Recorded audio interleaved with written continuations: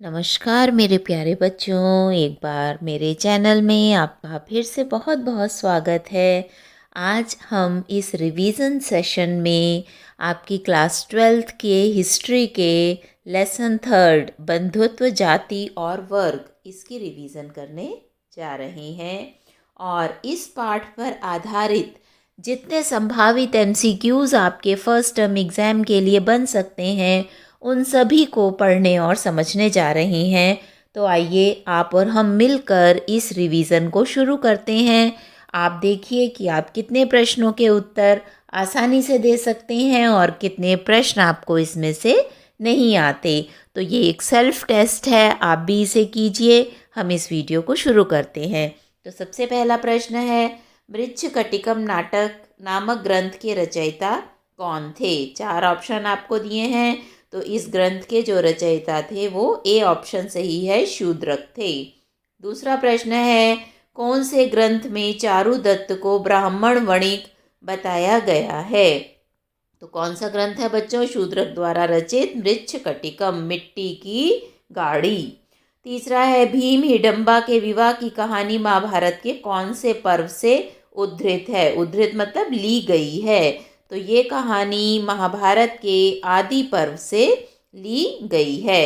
Next प्रश्न है, कौन से अभिलेख में लाट प्रदेश से गए हुए रेशम के बुनकरों की श्रेणी का उल्लेख मिलता है? तो कौन सा लेख है? मंदसौर का अभिलेख वह लेख है जिसमें लाट प्रदेश से गए रेशम के बुनकरों की श्रेणी का उल्लेख मिलता है। अगला प्रश्न है, मातंग जातक कौन सी भाषा में लिखा हुआ है? तो यह ग्रंथ पाली भाषा में लिखा हुआ है। ऋग्वेद के अनुसार शौर्य और युद्ध का देवता कौन था? तो शौर्य मतलब वीरता और युद्ध का देवता इंद्र को माना गया है। नेक्स्ट प्रश्न है, कुछ विशिष्ट परिस्थितियों में महिलाओं द्वारा सत्ता के प्रयोग का उदाहरण है? अरुंधति गुप्त, करुवाकी मौर्य, कलावती गुप्त, प्रभावती गुप्त। तो प्रभावती गुप्त इसका सही उत्तर है। प्रश्न 8 है, कौन से उपनिषद में आचार्य और शिष्यों की उत्तरोत्तर पीढ़ियों की सूचना मिलती है? बृहदारण्यक वह है जिसमें आचार्य और शिष्यों की उत्तरोत्तर पीढ़ियों मतलब बाद की पीढ़ियों की भी सूची मिलती है।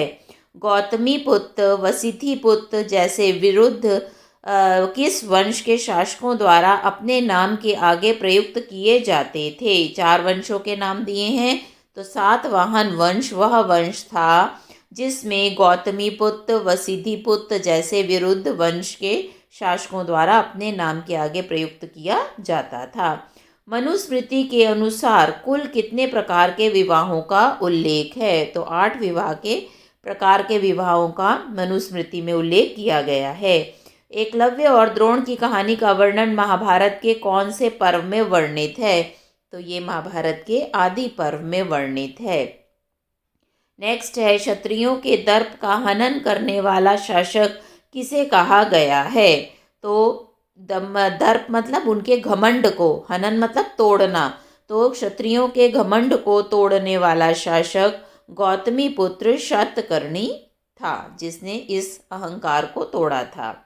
नेक्स्ट है, निम्नलिखित में से यह किस चीनी यात्री ने कहा था कि वधिक और सफाई करने वालों को नगर से बाहर रहना पड़ता है? तो ये वेनसांग नामक चीनी यात्री जो भारत यात्रा पर आया था उसने लिखा है। नेक्स्ट है, किस बौद्ध भिक्षु ने कहा था कि अस्पृश्यों को सड़क पर करताल बजाकर चलना पड़ता था? तो फा शीन वह बौद्ध भिक्षु था जिसने ये कहा था कि भारत में छुआछूत इतना अधिक है कि जो लोग अस्पृश्य हैं, जिन्हें छुआ नहीं जाता, वो सड़क पर जब चलते हैं तो करताल बजाते हुए चलते हैं। निम्नलिखित में से द्रौपदी के बारे में कौन सा कथन सही नहीं है? 5 पांडवों की पत्नी और द्रुपद की बेटी। द्रौपदी ने युधिष्ठिर से खुद को दांव पर लगाने से संबंध में तर्क दिए। धृतराष्ट्र ने सभी पांडवों और द्रौपदी को उनकी निजी स्वतंत्रता पुनः लौटा दी।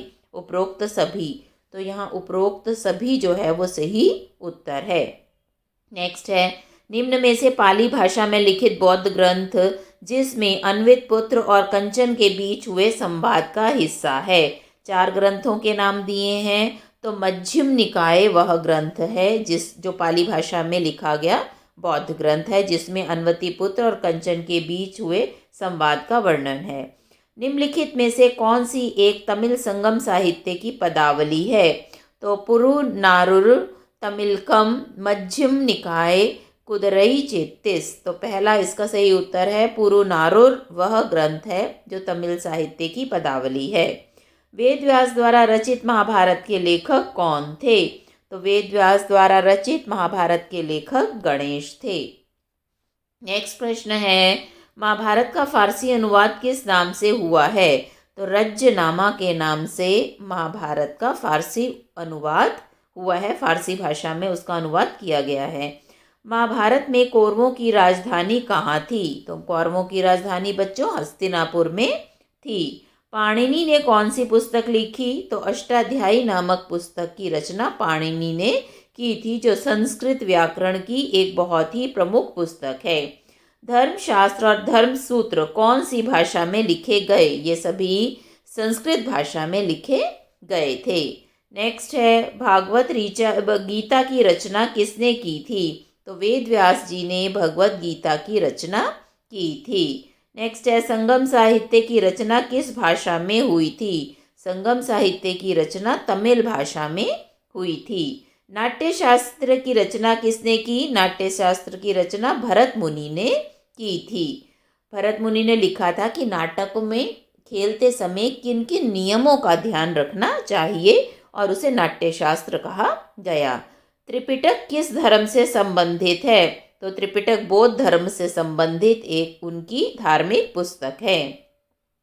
संस्कृत में लिखित निम्न में से कौन सा ग्रंथ आयुर्वेद से संबंध है? तो इसमें ए और बी दोनों जो ग्रंथ हैं वो आयुर्वेद से संबंधित हैं। सुश्रुत संहिता भी और चरक संहिता भी। सुश्रुत संहिता में जो आजकल मॉडर्न टाइम में ऑपरेशंस होते हैं उनके बारे में, और चरक संहिता में आयुर्वेदिक इलाज के बारे में बताया गया है। नेक्स्ट है, संस्कृत में लिखित आयुर्वेद ग्रंथ चरक संहिता के लेखक कौन थे? तो उसके लेखक महर्षि चरक थे। नेक्स्ट प्रश्न है, संस्कृत में लिखित आयुर्वेद ग्रंथ सुश्रुत संहिता के लेखक कौन थे? तो उसके लेखक थे श्री सुश्रुत, जिन्होंने आयुर्वेद का ये महान ग्रंथ लिखा। महाभारत में धृतराष्ट्र का सबसे बड़ा पुत्र कौन था? तो दुर्योधन धृतराष्ट्र का सबसे बड़ा बेटा था। संस्कृत में लिखित अभिज्ञान शाकुंतलम नाटक के लेखक कौन है? तो इस नाटक के लेखक महाकवि कालिदास हैं। जैन धर्म के ग्रंथ कौन सी भाषा में लिखे गए? तो जैन धर्म के ग्रंथ प्राकृत भाषा में लिखे गए। आर्यभट्टियम के लेखक कौन थे? तो इसके लेखक आर्यभट्ट थे, जिन्होंने अपना ग्रंथ लिखा गणित से संबंधित और उसका नाम था आर्यभट्टियम। निम्न में से कौन खगोल शास्त्र के विद्वान थे? तो वराह मिहिर जो थे ये प्राचीन भारत में खगोल शास्त्र, खगोल मतलब जो ग्रह और नक्षत्रों का आकाश से संबंधित जो अंतरिक्ष से संबंधित खोजें करता है वह उसके विद्वान थे। नेक्स्ट प्रश्न है, निम्न में से कौन सा शक शासक था जिसने सबसे पहले संस्कृत में अभिलेख लिखवाया? तो रुद्रदामन वह शक शासक था जिसने सबसे पहले संस्कृत में अभिलेख लिखवाया था। निम्नलिखित को काल क्रमानुसार व्यवस्थित कीजिए। तो इसमें आपको बताना है सबसे पहले क्या हुआ फिर उसके बाद क्या हुआ। तो ऋग्वेद की रचना सबसे पहले हुई क्योंकि ऋग्वेद हमारा सबसे प्राचीन ग्रंथ है। उसके बाद रुद्रदामन का संस्कृत अभिलेख आता है, फिर वेनसांग की तीर्थ यात्रा और चौथा प्रभावती गुप्त का दान अभिलेख। तो यह इनका सही क्रम है। नेक्स्ट है, धृतराष्ट्र के सारथी कौन थे? धृतराष्ट्र के सारथी जो थे उनका नाम था संजय। सारथी कहते हैं बेटा जहाज को, रथ को चलाने वाला, सारथी जो हमेशा साथ में रहे। यह कथन किस विद्वान ने लिखा था कि चूंकि महाभारत संपूर्ण साहित्य का प्रतिनिधित्व करता है, बहुत सारी और अनेक प्रकार की चीज़ें इसमें निहित हैं, यह भारतीयों की आत्मा की अगाध गहराई को एक अंतर्दृष्टि प्रदान करता है। तो आपको बताना है यह कथन किसने लिखा था। तो यह कथन मॉरिस विंटरविट्स ने लिखा था। नेक्स्ट प्रश्न है, कुंती और निषादी की रचना किसने की? तो महाश्वेता देवी ने कुंती और निषादी की रचना की थी। 1951-52 में हस्तिनापुर नामक गांव में उत्खनन किसने किया? तो आपको बताना है उत्खनन किसने, उत्खनन मतलब वहाँ पर खुदाई, पुरानी चीज़ों को खोजने के लिए खुदाई का काम किसने शुरू किया? तो बीबी लाल ने इस काम को शुरू किया था। तो कौरवों की माता का नाम क्या था? कौरवों की माता का नाम गंधारी था, क्योंकि वह गंधार के राजा की पुत्री थी, इसलिए उसका नाम गंधारी पड़ गया था। अहिच्छत्रपुर का मंदिर किस राज्य में स्थित है? तो यह उत्तर प्रदेश में स्थित है। नेक्स्ट प्रश्न है, प्राचीन वर्ण व्यवस्था का उल्लेख ऋग्वेद के किस मंडल के किस सूक्त में वर्णन है? तो 10वां मंडल पुरुष सूक्त में वर्ण व्यवस्था का वर्णन किया गया है। सुत्त पिटक किससे संबंधित है? तो सुत्त पिटक जो है वो जैन धर्म की शिक्षाएं हैं, बौद्ध धर्म की शिक्षाएं हैं। तो बौद्ध धर्म की शिक्षा जिस ग्रंथ में लिखी हुई है उसे सुत्त पिटक कहते हैं। भीम और हिडम्बा के पुत्र का क्या नाम था? भीम और हिडम्बा के पुत्र का नाम घटोत्कच था। नेक्स्ट प्रश्न है, गांधार मूर्ति कला किन दो शैलियों का मिश्रण है? तो ये भारतीय और यूनानी शैलियों का मिश्रण है। नेक्स्ट प्रश्न है, प्रभावती गुप्त किस राज्य की महारानी थी? तो यह वाकाटक राज्य की महारानी थी। इस प्रश्न का सही उत्तर सी ऑप्शन है। नेक्स्ट प्रश्न है आपका, गीता के उपदेश किसने किसको दिए? तो गीता का उपदेश आप सभी जानते हैं, कृष्ण ने अर्जुन को दिया था। जब महाभारत के युद्ध के समय अर्जुन को अपने भाई बांधवों का मोह सताने लगा था, तब श्री कृष्ण ने गीता का उपदेश देकर उनको सही रास्ता दिखाया था। नेक्स्ट प्रश्न है, महाभारत के आलोचनात्मक संस्करण के अंग्रेजी अनुवाद का आरंभ किसने किया? तो J.A.B. वेन व्यूतेनेन ने यह कार्य किया था। नेक्स्ट प्रश्न है बच्चों, निम्नलिखित में से कौन सा कथन गलत है? महाभारत एक गतिशील ग्रंथ है। प्राचीन भारत में सामाजिक भेदभाव व्याप्त था। आरंभिक संस्कृत परंपराओं में महाभारत को इतिहास की श्रेणी में रखा गया था। सरदार और उसके अनुयायी की मूर्ति अमरावती से प्राप्त हुई। तो महाभारत के बारे में जो डी कथन है वो गलत है। नेक्स्ट है, महाभारत के आलोचनात्मक संस्करण तैयार करने की परियोजना कब शुरू हुई थी? तो ये योजना 1919 में शुरू हुई थी। बी ऑप्शन सही उत्तर है। तो इस तरह से बच्चों इस पार्ट में हमने जो आपका पार्ट 2 है हिस्ट्री का, उस पर आधारित MCQs पढ़े और समझे हैं। आशा है आपको ये सब समझ में आ गया होगा और आपकी अच्छे से रिवीजन भी हो गई होगी।